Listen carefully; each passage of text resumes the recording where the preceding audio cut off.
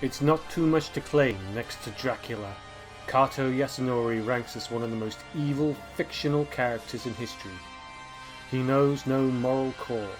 His entire drive is 2,000 years of revenge on an entire population, and his death toll is without number. Cold, calculating, and unfathomably malevolent. Kato Yasonori has captured the world imagination as the very pinnacle of evil given human form, and whether you know it or not, you have more than likely seen his influence on modern day culture in your own backyard. As the main protagonist in the Japanese historical fantasy horror novel Teito Monogatari, Kato Yasonori is the descendant of the Ainu people, the native tribes who inhabited the Japanese islands prior to the coming of the Yamato court and the now Japanese people. Kato is the living embodiment of their 2,000-year-old curse against the Japanese Empire for having driven them from their lands and destroyed their culture in ancient times. He is also the direct descendant of Kato Jubai. He is as iconic in appearance as any famous monster, dressed in full military regalia at the rank of First Lieutenant, for which he infiltrated and served for a while, and the pentacle adorned white gloves.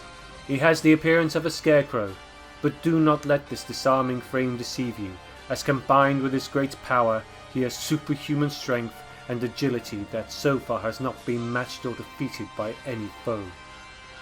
He is driven by incorruptible hatred and immorality, and whilst these things live in the world, he too exists and feeds off them like a parasitical vampire. To use weapons of hate and vengeance against him is to have such powers turned against you, as Yasumasa Hirai discovered to his own cost. Kato is most famous for his various attempts to destroy the city of Tokyo, and thus destroying Japan from within. To achieve this he has parleyed with demons, corrupted and abused innocent women, tried to awaken the anger of the slumbering guardian of the city, Taro Masakado, conspired in an assassination attempt on Allied leaders, and succeeded in killing Roosevelt, pulling the moon closer to the earth and angering elemental dragons. Despite his fallbacks, he has succeeded on occasions to disrupt the Japanese dynasty and forever put it into a fear of the spiritual world.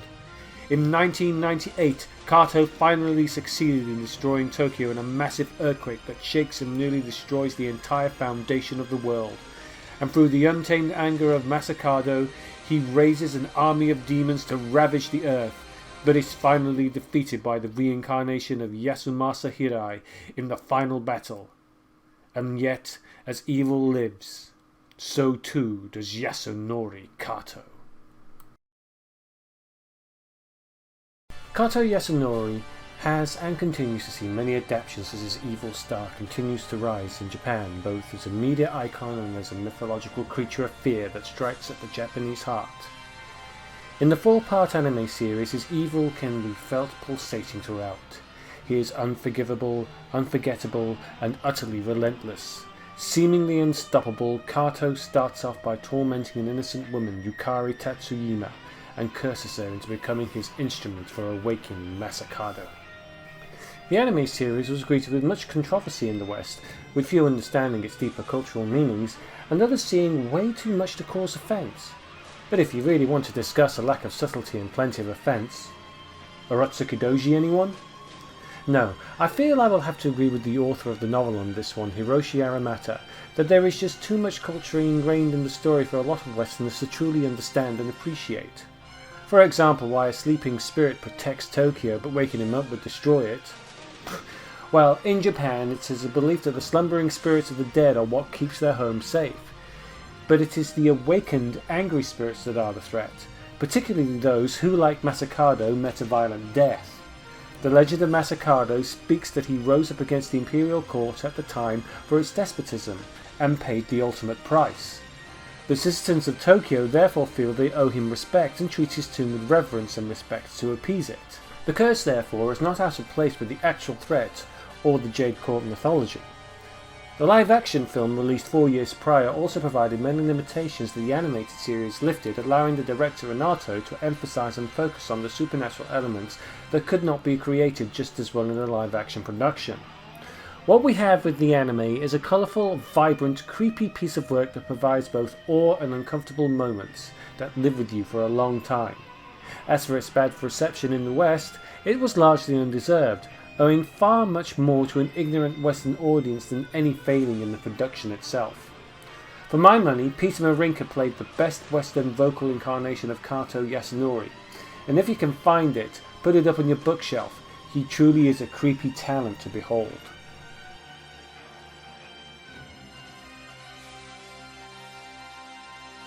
The first live-action adaptation of Teito Monogatari, The Last Megalopolis, more or less covers the events in the OVA. Only in this one, Keiko cannot fully defeat Kato in this version, but feed him with more hate, even though she has more or less defeated him anyway. The Kato in this version is surprisingly young and vigorous, dark and menacing, and overshadowing the sets.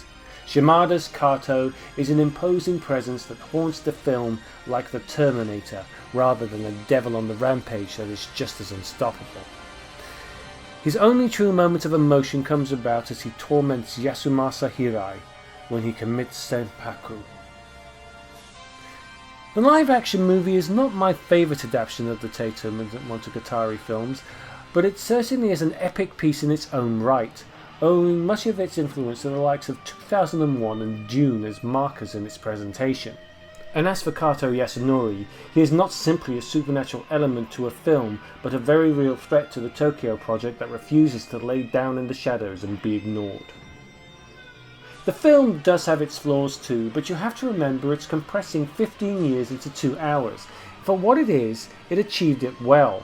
The music is imposing and iconic, the cinematography on display is simply amazing, and the set pieces and costume are simply so staggering as to their authenticity.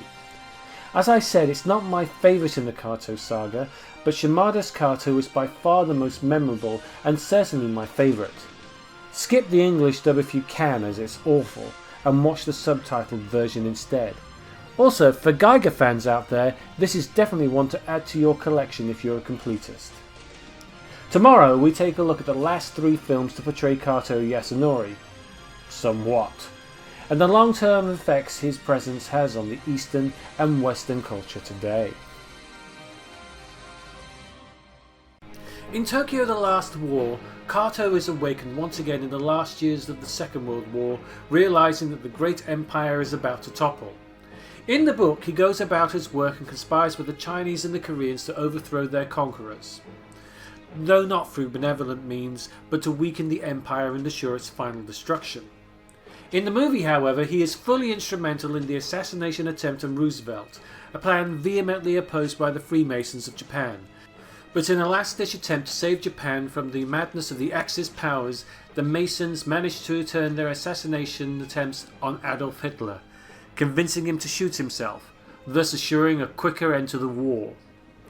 Kato was defeated again and banished through a prayer to Masakado to save the city one last time. And amidst the ruins of a defeated Japan, Masakado's tomb is untouched as Japan once again rebuilds out of the rubble brought about from the war and Kato's obsession. The Last War is an interesting addition to the Teito film series, not so much as it deviates slightly from its source material, but in the choice of director and tone as well. Directed by Takise Ichise, famed for more famous works later on known as Ring and Darkwater, The Last War goes for a more exotic tone of horror that Western audiences can identify with much better than The Last Great Megalopolis. Which is kind of sad in a way, as the film was never released in the West, so I am doing this review with my limited knowledge of Japanese and plot snippets from the internet. Ichise's stamp can be seen throughout, especially when Shinato returns to play his titular role as Kato, but he is far more brooding, Terminator-esque, and a silent killer than he was in the first film. It's slow-paced, yes, but you can feel the pace as easily as you can see in any of Ichise's film, which actually grabs your attention. Kato is also far more physical than he is spiritual in this movie, preferring to take down his victims with his brute strength rather than his dark magics. I actually like this film as the best in the live-action trilogy, as it's very easy to watch, even without the subtitles, much more comfortable to follow, and actually gives us a more comfortable conclusion in the conflict that the novel doesn't touch upon. Despite its deviations, which are glaringly obvious if you've read the novel, it's a wonderful adaptation in my opinion. Not as grandiose as its predecessor, no, but certainly easier on the eyes. It's a film long demanding a release here in the West, if only for its minor audience, and it's a shame we may never see it over here.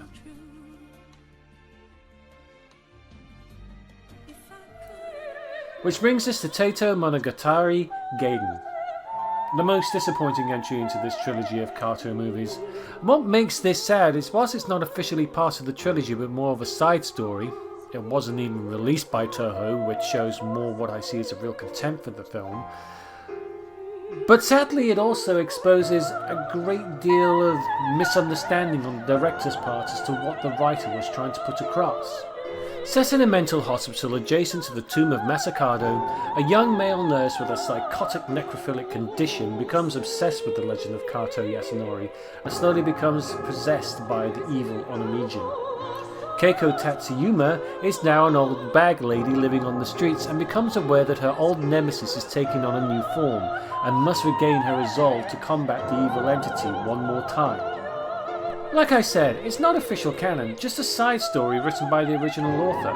The creators don't really go out of their way to say it's a part of the trilogy, stating its side story alternate universe foundations, but marketing wise it didn't really go out of their way to discourage it either. It's darker, bloodier and certainly seedier than its predecessors, with more violence and sex scenes thrown in for good measure. It's as disturbing to watch as many modern day exploitation horrors, and Kato, whilst undeniably frightening in his possessed mask form, is relegated to little more than a slasher than a real threat to the nation.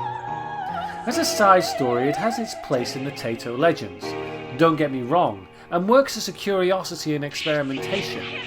And I do understand what the writer was trying to put across, throwing in the mysticism surrounding the Kato legend that the last war failed to touch upon, but what we are left with is a disappointing splat than an explosive finale that many Teito fans were looking forward to. And sadly, this would be the last time we would see Kato in action for a long time.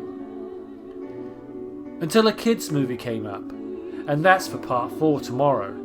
Yes, I know, I promised 3, but researchers left me feeling that there is still much to tell in the saga of Kato Yasonori, including one film where he didn't even make an appearance.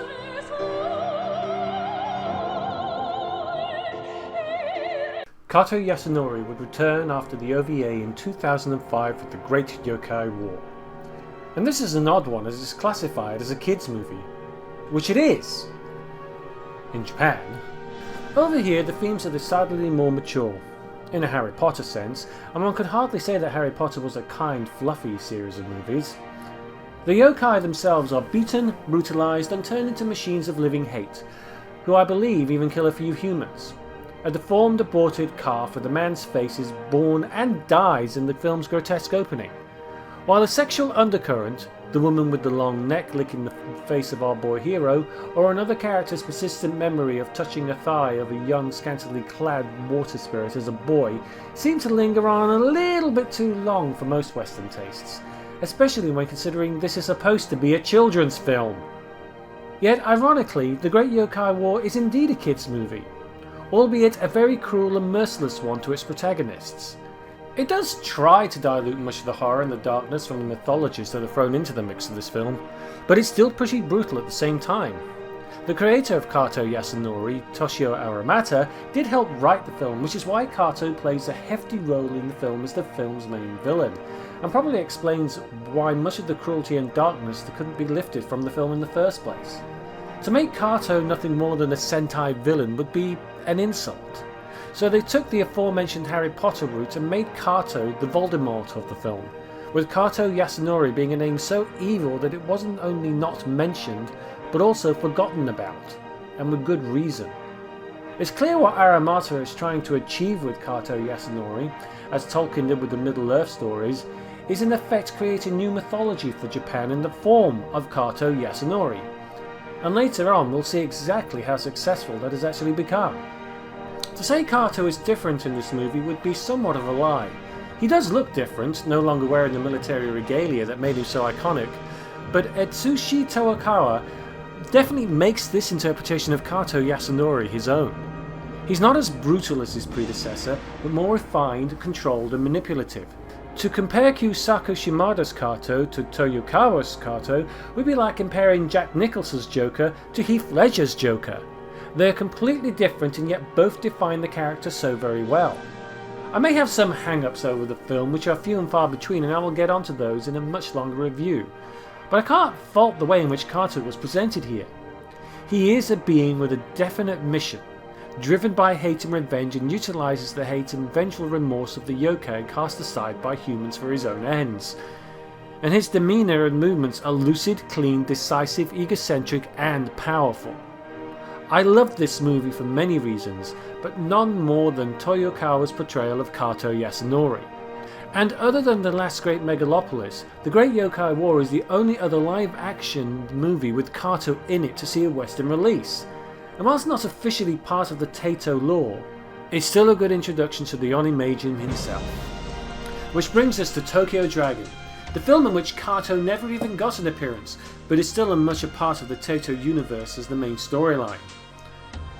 Tokyo and the surrounding Kanto area has been caught in a continuous downpour for 3 months that threatens to destroy every electrical device in the region. Streets flood, civic services grind to a halt, disease is on the rise due to uncollected garbage now lining the polluted waters in the streets and on the road, and the storm shows no sign of dissipating but continues to grow as if it was some form of living, breathing organism. At the same time, a monstrous presence has awakened that threatens all of Japan under the Japanese Sea. At particular cycles, a dragon god will always wake up to quench its thirst for water. In a remote past, the waking dragon was accompanied by elaborate ceremonies culminating in human sacrifice upon a specific stone monument in the heart of ancient Edo. This time, the dragon god has selected a young Okinawa woman to become its sacrifice, and in a desperate attempt to save her life, a man seeks out the help of Kurada Rujin, whose grandfather was the famous diviner, possessing the sacred stone of protection from the dragon god. Tokyo Dragon is based on the Teito Monogatari spin-off series Sim Feng Shu, and is based on book 4 of the series. It's a straight-to-video affair and it shows, but it's not a bad film either. While set in the Teito universe, it has no appearance from Kato whatsoever and only emphasises the amount of true supernatural enemies Japan really has. It's not a bloody horrific movie by any means, and it's a slow starter, but it does build up to a wonderful conclusion. And it's a side story well worth watching if you want a Teito fix, which is much better than Teito Gaiden was, sadly. But it also shows that there's life in the legend set about by Kato Yasunori yet. Kato has since seen life after the films and books as well, and it's probably no surprise at this point to note that the Bison Vega figure from Street Fighter II fame was directly inspired by Kato Yasunori in both appearance and powers, with some fan speculation as to whether or not they're the same entity. Kato also made an appearance in the parody series Commando Rider, in which the original Kato Yasunori, played by the man who made him famous, Kyusako Shimada, takes on a would-be pretender in a hilarious cameo in which he actually saves Tokyo. Who'da thunk? As I watched this parody, I couldn't help but notice them making fun of Kato's trademark telephone post as a weapon against Commando Rider himself. Now that's parody. Kato remains a powerful force in Japan, if not as noticeable in the West. Even on some posters you can see anarchists in the West using his likeness to promote the revolution or socialism. It's ironic that such a palpable force of evil has become an icon for revolution and change in the West. In the East, however, rumours of Kato's return continue to surface, and like another titular giant amongst monsters, I fear it won't be long until we see the evil of Kato Yasunori unleashed on the Japanese people again. In whatever form I cannot say, but here's hoping this time he doesn't go out with a shameful sex scene, like he did in Gaiden. Oh well, I guess all icons of evil have their off days, right Count?